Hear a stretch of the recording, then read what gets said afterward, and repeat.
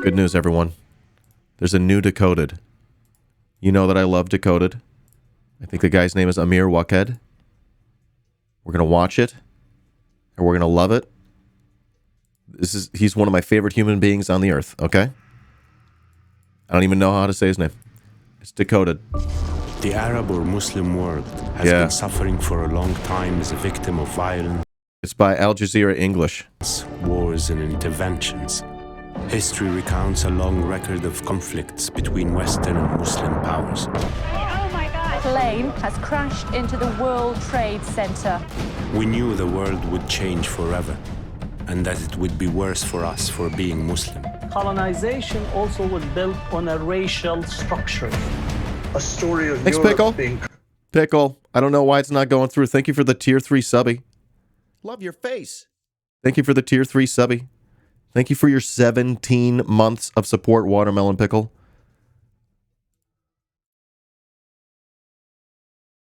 There's a delayed... There's a delayed thing here, Pickle. I don't know what's going on with this. colonized by Arabs. Love your face, buddy. Thank you. We all can be easily deceived. The truth I love that setup. competes with the dollar. Love you, BB. Hey, Pickle. Welcome in. How you doing today? How's your weekend going? We're watching Decoded. It's my favorite in the world. You cannot beat the show with a stick.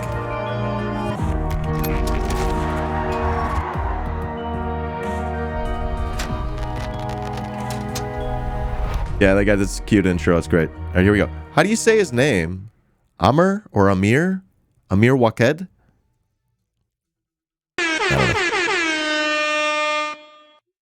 What's with this? What's with the delayed? Love your face. Thank you.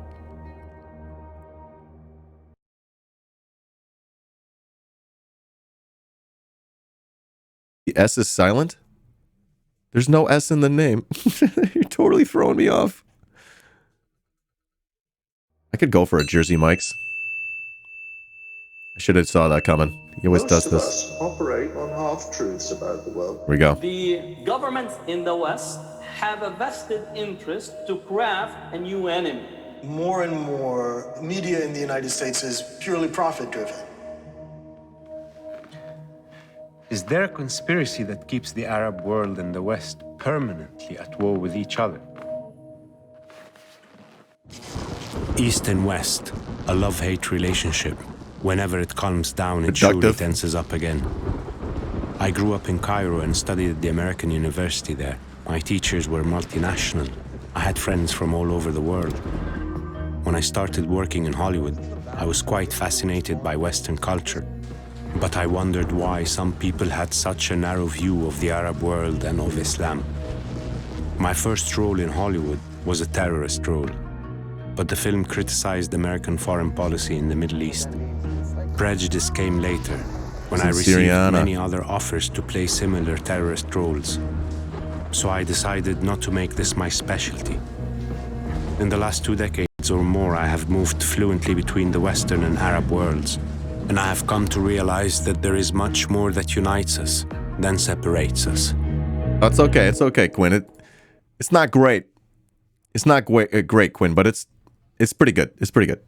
Just give him a shot. You're going to fall in love with this guy. The West is waging a war on the Arabs and... Wait until he pulls out the guitar. Just give him a chance. On Islam in particular is actually an old idea. But it gained momentum in the past 70 years. The opposite of this idea also exists in the form of fear in the West from an Arab or Muslim plot to destroy them. Some people say that this fear has been magnified and strengthened on one particular day I do not forget. On the 11th of September 2001, I was going back to Cairo after I had received a prize in Alexandria International Film Festival. In the car driving back with friends, I received a phone call.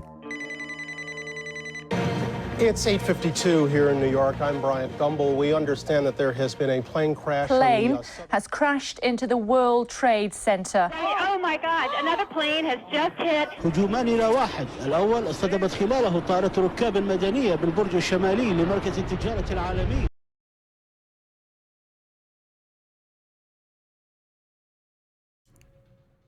All right. All right, I'm going to say it. I'm going to say it. I'm going to say it. We knew. We knew that the world will change for us because we are Muslim. But is the world in disagreement with us just because we are Muslim? I need an answer from someone who studied this in depth and who knows well the West and the Arab world. Hatem Bazien, co-founder and professor of Islamic law and theology at Zaytuna College. Hi, Hatem. How are you? I'm good. How are you doing? I'm doing well. Okay, Hatem, I have read your writings about this topic, but I would like to hear it from you. What is the basis for the theory that there is a war waged against Islam by the Western world? We are living through a colonial, post-colonial period. Colonization was not only a single event, like you go and watch a soccer game and that's it, is finished. Colonization is a process. If you think of colonization as one event, then you say, well, the French left and the British left and that's it. It is not. How does colonization fit in this war? Colonization also was built on a racial structure, meaning the superiority of the European white subject and the subhumanness inferiority of everyone else. There's only one epistemology that is allowed to remain in the world, and that is Eurocentricity, that the meaning of the world is only to be understood within the line of understanding of Eurocentric thought. So as a Muslim, having an Islamic epistemology cannot be allowed to be. According to your research, can you tell me some of the organizations in the West that are engaging in spreading Islamophobia? The governments and states in the West have a vested interest to craft a new enemy. There is a decision that's been taken, especially with the work of Samuel Huntington, Clash of Civilization book. He says the following: there can be no true friends without true enemies. Unless we hate what we are not, we cannot love what we are. Which means that in order to create a Western societal solidarity and a sense of patriotism, we have to find an object of our hate. So there's that clash of civilization that gets to be adopted in the post-collapse of the Soviet Union. And from that point on, you shift from the red scare of the communist world to the green scare, right, in relations to the Muslim world. It's accurate. When I came to the West, many seemed surprised that I was Egyptian. I guess that is a normal result of the images and stories projected by Western mass media about the Arabs. But why does Western media insist on projecting these images? To be able to answer this question, I have to talk to someone from Hollywood, the American filmmaker James Lonely, who made a documentary which reflects an honest picture of Iraq. The film is titled Iraq in Fragments and was nominated for the Oscars. There was all kinds of fear-mongering going on in 2002, in 2003, in the lead up to the war. All kinds of things were being said in the media that simply weren't true about Iraq in order to convince the American public to go to war. And the obvious thing to do then, as a documentary filmmaker, was to go to Iraq and make a documentary that would tell the story from the point of view of Iraqi civilians.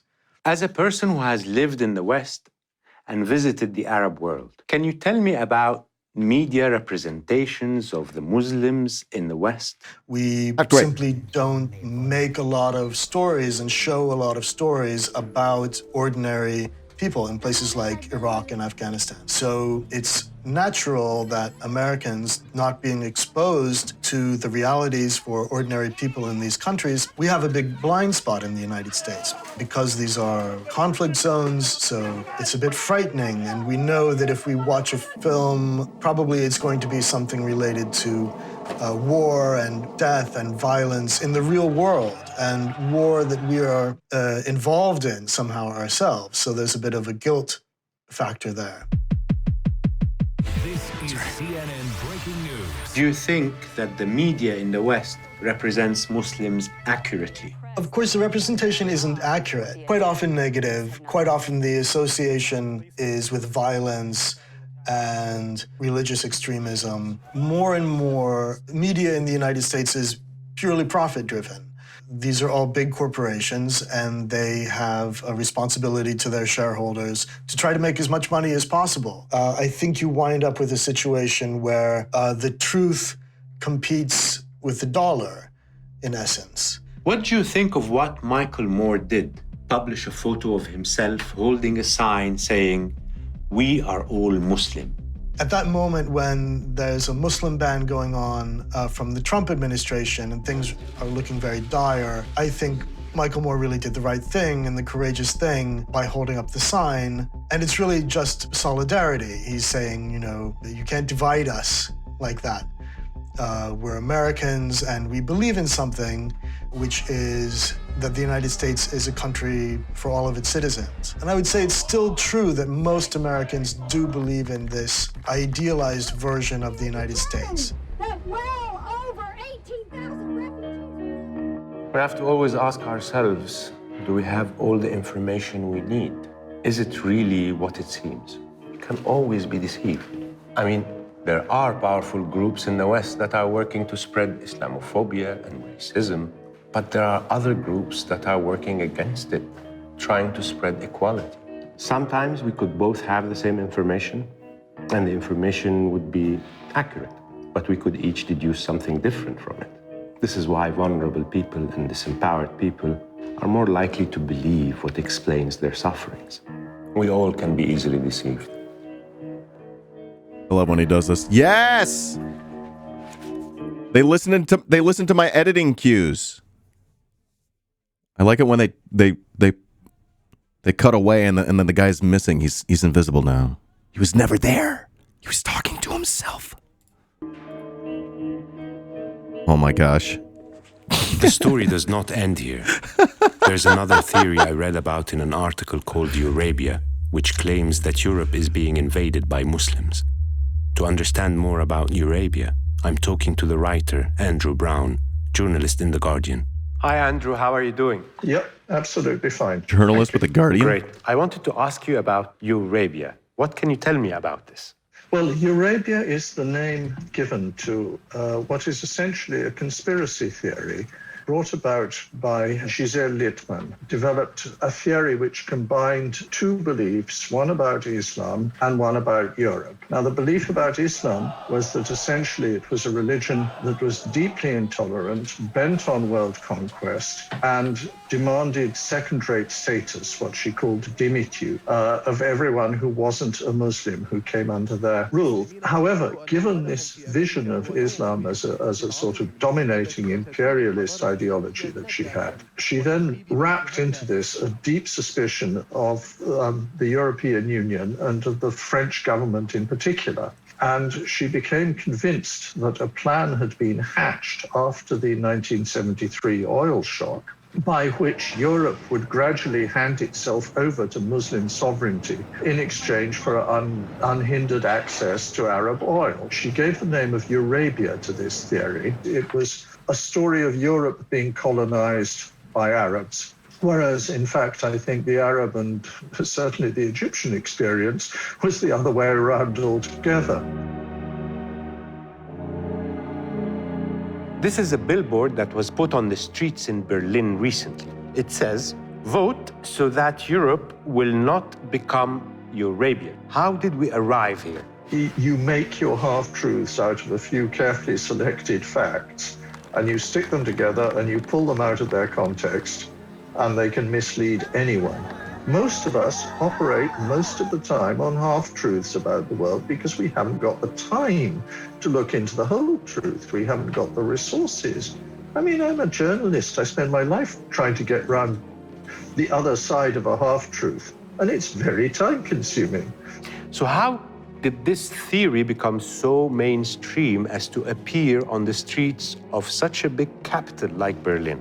Her theory was combined with another piece of French anti-Arab racism, a book called The Field of the Saints, which again had come out in the 1970s originally, and whose thesis was that Europe was threatened by great tides of brown-skinned immigrants. And when you mix the political conspiracy theory that was Eurabia with the demographic worry, the fact that white European populations are shrinking and brown populations all around the world are growing, you've got a very combustible mixture. It is called Eurabia, and one would think this theory should be confined to Europe. But how did this theory export to the United States?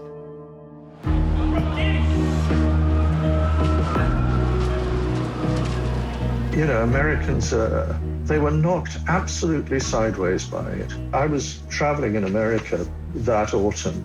The television news was just absolutely crazy.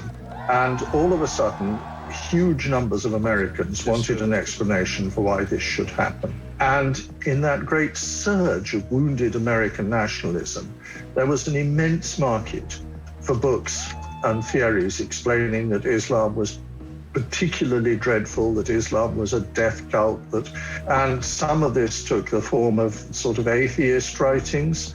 The so-called new atheists were a big part of that. Some of it just took the form of kind of excitable American nationalism. And then into that stew came Batior and Arabia.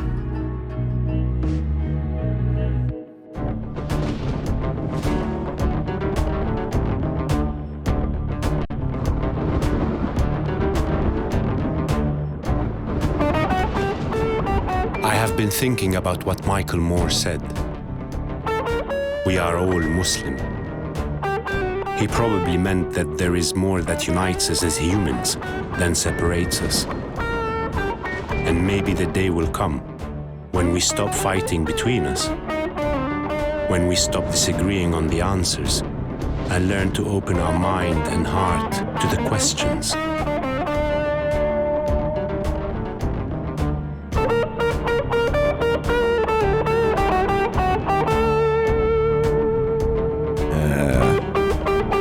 Free bird.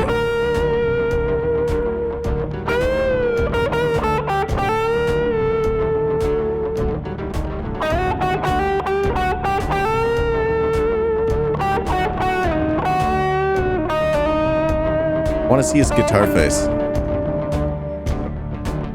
Yeah, he plays guitar. That makes him cool.